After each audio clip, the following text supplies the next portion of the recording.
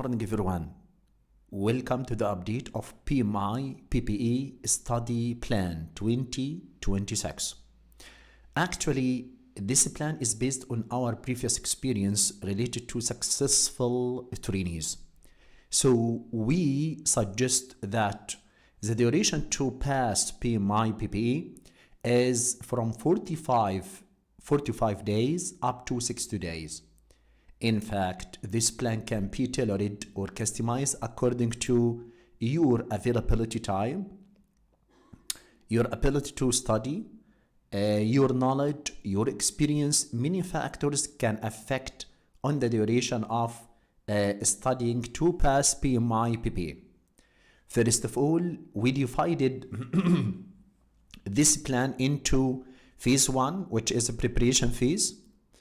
Okay, phase 2, which is practice phase, and phase 3, which is bootcamp, keywords, review, fixing your errors, improve your weakness, and so on. The last one will be the phase of taking the final exam, and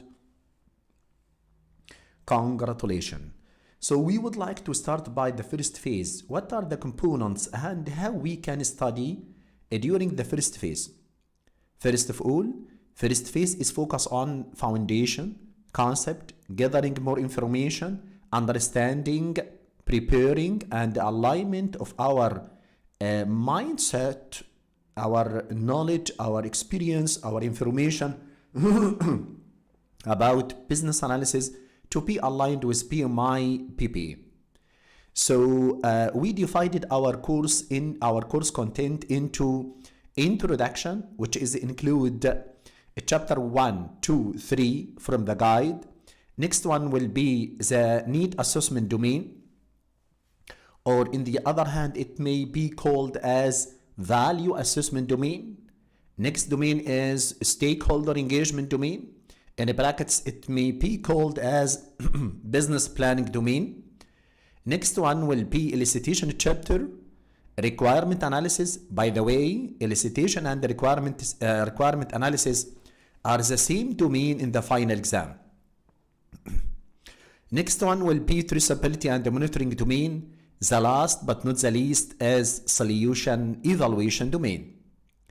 I would like to say that you have to study smart, not hard.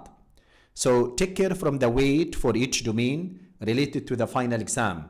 So for example, elicitation and the requirement analysis domain participated by up to 35% from the total exam question. So you have to give more effort for these two chapters, which are elicitation and requirement analysis. On the other hand, solution evaluation have a least weight in the final exam, which is 10% only. So you have to give this chapter the least amount of your duration and effort. So you have start by listening to our videos, review our material, solving the quizzes per each chapter, review your mistakes, and return back to our material to understand more and more about business analysis. Then please continue. Even if you don't have high mark in the first quiz, don't repeat the same chapter, but go to the next chapter and so on, because during the studying, you will understand many concepts which may have a difficult during the first domain or the first chapters, which is introduction and the business analysis framework. After finishing need assessment domain, take care that need assessment domain is the baseline for business analysis. So you have to understand and distinguish between current state, future state, viable options, how to prepare business case, the rule of business analysis for preparing business case, for developing a project charter, what are the components of business case.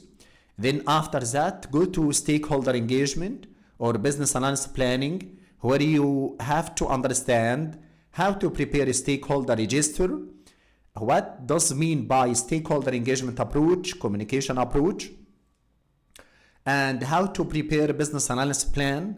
Then go through elicitation chapter, which I think it's a very easy chapter, but it's very important. Understand how to elicit information, how to confirm elicitation results.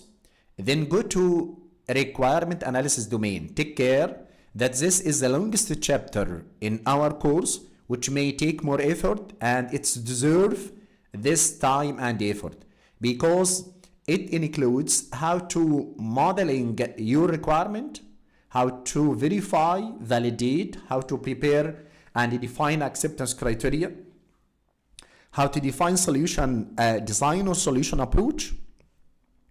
After that, I can say you until now you prepared the PRD document or SRS for your product or solution or project. Then go to traceability metrics. By the way, you will see many questions in the final exam talk about traceability metrics. And if you see traceability metrics in any choice, it may be the correct answer for the specific question. So even if traceability and monitoring have a moderate percent in the final exam, it up to 18, I think so, or 14, but actually many people who got the certificate of PPA said to us that they found many questions related to traceability metrics. So you have to understand what does mean by traceability metrics, how we can prepare traceability metrics, what are the components or elements of a traceability metrics, what are the benefits from preparing a traceability metrics, what are the challenge, what is the relationship with the project manager during the process of preparing traceability metrics. Then solving the quiz per each chapter, go to solution evaluation, and you will find at the end of our course a full practice test. Take it and evaluate your understanding, your level. Then you can get a certificate of completion from Udemy. And I suggest that you have to start the application process through PMI website. And by this step, we finish the phase 1, which is the longest phase and a very important phase because it's a foundation phase for the upcoming phases. The next phase will be simulation exams. We have 6 simulation exams in Udemy platform. You have to solve all of them, review your answer, analyze your mark, and get insights for improvement.